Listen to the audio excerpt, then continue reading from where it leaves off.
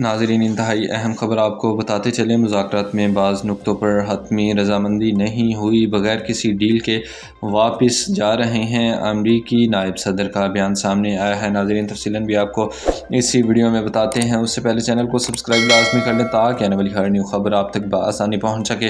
अहम खबर आपको बताते चलें। अमरीकी नायब सदर JD वेंस ने कहा, मुज़ाकरात में बाज़ नुक्तों पर हतमी रजामंदी नहीं हुई, बगैर किसी डील के वापस जा रहे हैं। हमारी रेड लाइन्स क्या हैं वो हमने वाज़ेह कर दी है।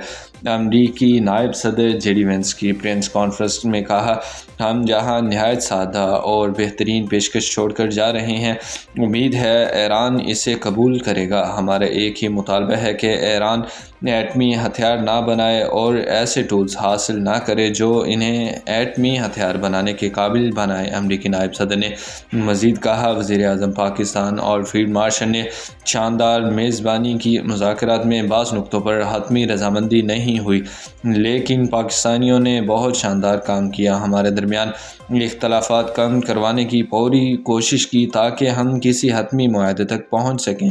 हमने 21 घंटों तक बातचीत की। अच्छी खबर यह है कि हमने कई पहलुओं पर गुफ्तगू की। फ़िलहाल हम किसी हतमी नतीजे तक नहीं पहुँच सके। हमारी रेड लाइन्स क्या है वो हमने वाज़ेह कर दी है। इनमें से कौन से मुआहदे में शामिल होंगे, कौन से नहीं, ये सब हर मुमकिन हद तक वाज़ेह हो गया है।